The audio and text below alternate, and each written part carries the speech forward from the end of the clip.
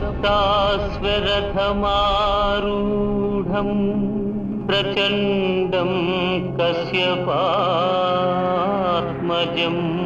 श्वेतपद्मधरं देवं तं सूर्यं प्रणमाम्यहं तं सूर्यं ప్రణమామ్యహం. తరువాతి నామము 74వది విశ్వ. ఈ శబ్దాన్ని మనం విశ్వసహస్రనామ స్తోత్రంలో ప్రారంభంలోనే చూసుకుంటాం. విశ్వం విష్ణు వషట్కార అని.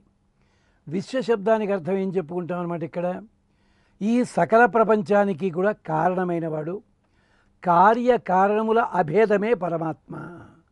ఎలాగంటారా, సైన్స్లో కూడా ఈ భూమి ఎక్కడి నుంచి వచ్చిందయ్యా అన్నారు. బ్లాక్ హోల్స్ అని ఉన్నాయన్నారు. పాపం ఈ సైన్స్ వాళ్ళు చెప్తే వింటారు. ఈ బ్లాక్ హోల్స్ సంగతి పోతన్న గారే చెప్పారు పద్యంలో. లోకంబులు లోకేశులు లోకస్థులు తెగిన తుది అలోకంబగు పెంజీకటికి అవ్వల ఎవ్వడు వెలుగు, అక్కడి నుంచి వచ్చింది ప్రపంచం అంతా అన్నారు. అది విశ్వం. అంటే ఒక నగ తయారు కావాలంటే బంగారం అవసరం. బంగారం అన్నది కార్యము, నగ అన్నది బంగారం అన్నది కారణము, నగ అన్నది కార్యము. ఇలాగ కానీ రెండిటికి కూడా ఒకటే కారణము ఒకటే కార్యము, అది విశ్వం. బ్రహ్మ ఏ వేదం విశ్వం, పురుష ఏ వేదం విశ్వం అంటుంది వేదం. అంటే భగవంతుడే ఇలా మారాడయ్యా, భగవంతుడే వచ్చాడు ఇలా భూమండలంగా మారాడు. తనంతట తాంతదైక్షత బహుశ్యాం ప్రజా ఏతి, అందుకని మారాడు ఆయన. విశతి ఇది విశ్వం బ్రహ్మ తత్సృష్ట్వా తదేవ అనుప్రావిశత్. విశ్వశబ్దానికి అర్థము ప్రవేశించుట, దాంట్లోపల ప్రవేశించుట. భగవంతుడు సృష్టించి దాని లోపల ప్రవేశించాడంటుంది, అందుకని విశ్వం. ఈ విశ్వశబ్దాన్ని చెప్పేటప్పుడు ప్రపంచాన్ని ముగ్గురు ఆచార్యులు 3 రకాలుగా చెప్పారు. శంకరాచార్యుల వారు అభేదం చెప్పారు, మధ్వాచార్యుల వారు భేదాన్ని చెప్పారు, రామానుజాచార్యుల వారు ఇష్టాద్వైతం అని చెప్పి ఇది చెప్పడం జరిగింది. ఈ మూటిలో ఏది తీసుకోవాలండి అని మీరు సందేహం అడిగితే దానికి సమాధానం విశ్వం అన్నది. ఎలాగో తెలుసా, అమ్మాయికి వివాహం అయ్యింది, కాపరానికి వెళ్ళింది, ఓ 6 నెలలు పోయిన తర్వాత పండక్కి తిరిగి వచ్చింది. వచ్చేసరికి ఇంట్లో బామ్మ పిల్లని దగ్గరికి తీసుకుని ఏమ్మా ఎలా ఉన్నావు అంటూ జుట్టు మీద చెయ్యిలా వేసి ఏమేయో నేను ఆ తాతమ్మని కాబోతున్నా అని చెప్పింది ఆవిడ. గర్భవతి. ఎలా గుర్తుపట్టింది ఆవిడంతే. అక్కడ జరిగిందేమిటి, ఆ పిల్లకి లోపల బిడ్డకి అభేదము, ఇంకా బిడ్డ ఏర్పడలేదు లోపల, ఇది అద్వైతము. అమ్మాయికి నెలలు నిండాయి, ఏదో ప్రక్రియ ద్వారా గవర్నమెంట్ ఎన్ని రూల్స్ పెట్టినా కానీ ఆడో మగో తెలుసుకున్నారు. అంటే ఒక బిడ్డతో కూడిన తల్లి, ఇంకా ప్రసవించలేదు, తల్లి అనడానికి లేదు, స్త్రీ, బిడ్డతో కూడిన స్త్రీ, విశిష్ట అద్వైతము. ప్రసవించింది, బిడ్డ వేరు తల్లి వేరు, ద్వైతము. అంటే ఒకే తత్వాన్ని నువ్వు చూచే విధానాన్ని బట్టి 3గా నువ్వు చెప్పుకుంటున్నావు, అది విశ్వం. అంటే ప్రపంచం ఏర్పడినంతకాలం ఒక ముద్దలా ఉంటుంది, ప్రపంచం ఏర్పడింది చెట్టు పుట్ట గట్టు నీరు నిప్పు ఇవంటున్నావు నువ్వు. మరి ఒకప్పుడు ఇవేం లేవు కదా, అది అర్థం అన్నమాట. ఆకాశాద్వాయు వాయోరగ్ని అగ్నేరాప. అగ్నేరాప అంటే నీటి నుంచి నిప్పెలా పుడుతుందండి అన్నారు. ఆక్సీ ఎసిటలిన్ ఫ్లేమ్ అని ఉంటుంది వెల్డింగ్ చేయడానికి. అది ఆక్సిజను హైడ్రోజను ఉంది, కొత్త కలిపితే అది నీరు కింద మారుతుంది, అది సంగతి. ఇలాగా మనకి విశ్వం ఒక రకంగా ముద్దగా ఏర్పడిన మళ్ళీ దాంట్లో ఏర్పడుతుంది. విశతి ఇది విశ్వం బ్రహ్మ. అంతేకాదు ప్రళయమైన తర్వాత ప్రపంచాన్నంతా కూడా ఎవడి లోపల ప్రవేశిస్తుందో అతడు విశ్వం. ఎంచేత చెప్పుకున్నాం కదా, ఎవ్వని ఎందుడిందు పరమేశ్వరుడెవ్వడు, అగో అందుకోసం అన్నమాట. అలాగా యత్ ప్రయంతి అభిశంభిశంతి అంటుంది వేదం, అందుకని విశ్వస్వరూపుడు. మోక్షధర్మంలో అంటాడు వ్యాస భగవానుడు, విశ్వనాథ్ విశ్వమిచ్చాహు, అంతర్లీనంగా ప్రవేశిస్తాం గనక విశ్వమని పేరు. లోకాంశ్చ విశ్వమేవ ఇతి ప్రవదంతి నరాధిప. నాయన లోకమంతా కూడా విశ్వశబ్దంతో పరమాత్మని చెప్తారు. నిరుక్తి చెప్తుంది విశ్వశబ్దం అంటే ఏమిటో తెలుసునా, విశ్వం సర్వత్ర పూర్ణత్వాత్ స్వరూప గుణ వైభవై. ఈ మధ్యని 1 గ్రామ్ బంగారం వస్తుంది, అది మొత్తం బంగారమా? కాదు, మిగిలినవి కలుస్తాయి. బంగారపు నగ అంటే అర్థం ఏమిటి? ఎటుపక్క చూచినా బంగారమే ఉండాలి తప్ప ఇంకోటి వజ్రాలు వైఢూర్యాలు కూడా ఉండడానికి వీల్లేదు. ఉప్పు గడ్డ అన్నాం. ఉప్పుని నిలువుగా కోసినా అడ్డంగా కోసినా పైన చూచినా ఒకటే రుచి ఉంటుంది, ఒక చోట ఉప్పు లేకపోవడం ఉండడం కాదు. అలాగే విశ్వం అంటే అర్థం సకల ప్రపంచంలో ఎటుపక్కని చూచినా సర్వత్ర పూర్ణత్వాత్, పూర్ణత్వం కలిగి ఉండాలి. అది విశ్వ శబ్దానికి అర్థము. అందుకని సూర్యునికి పేరు విశ్వ. అంతే తప్ప సూర్యమండలంలో ఓ భాగం తక్కువ ఉంటుంది, ఓ భాగం ఎక్కువ ఉంటుంది. సూర్యుడు ఎక్కడికి వెళ్ళినా కాల్చేస్తాడనడానికి రామాయణంలోనే ఉంది. జటాయువు సంపాతి సంగతి తేల్చుకొని ఎగిరితే ఏమైంది?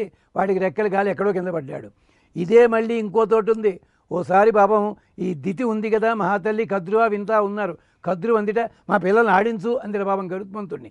ఆ మహానుభావుడు భుజం మీద ఎక్కించుకుని ఆకాశంలోకి ఎగిరాడు. అవన్నీ దడదడలాడిపోయే పాపం ఎండకి కింద పడిపోతే అప్పుడు ఇంద్రుడు వచ్చి అమృతం కురిపించి వాడిని బతికించాడు. ఇది జరిగిన పని. ఇలాగా అంచేత సూర్యుడు ఎప్పుడూ కూడా పరిపూర్ణుడే.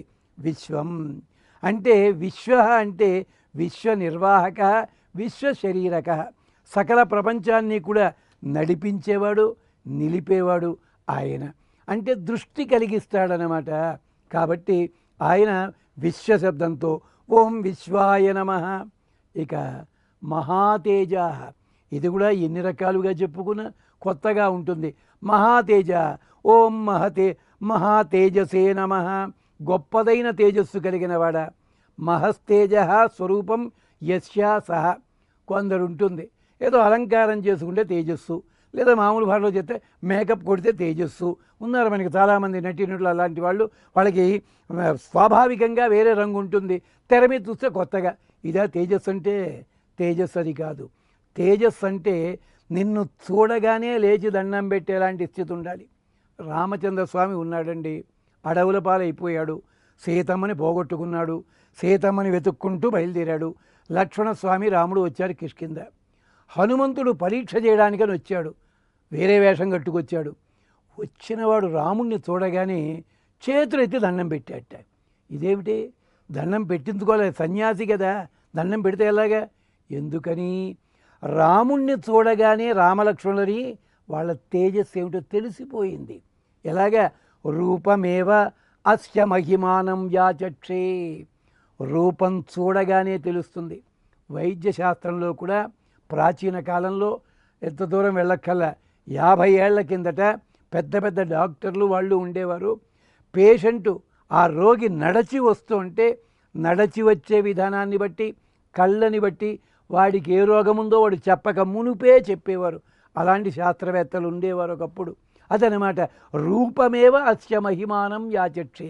రూపాన్ని చూసి చూడగానే గొప్పతనం చెప్పగలిగి ఉండాలి. అందుకని నా మహాతేజ, ఆయన చూడగానే మహాతేజస్వి అని చెప్పి. అర్జునుడు మారువేషం వేసుకొచ్చాడు వయ్యారంగా నడుచుకుంటూను. ఏమిటయ్యా అంటే నేను ఆడా కాదు మగా కాదు అన్నట్ట.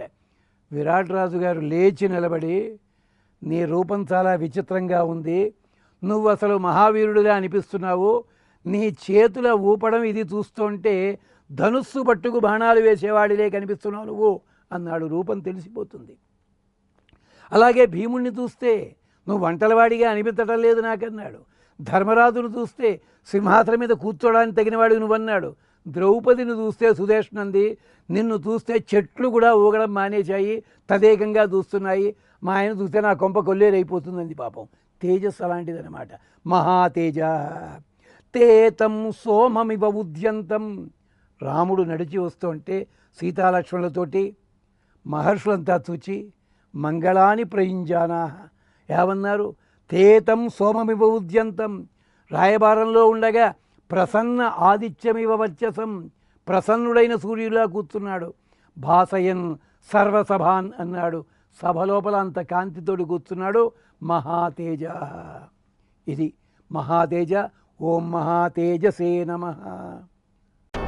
సప్తాశ్వరథమారూఢం ప్రచండం కశ్యపాత్మజం శ్వేతపద్మధరం దేవం తం సూర్యం ప్రణమామ్యహం. నమామ్యహం తం సూర్యం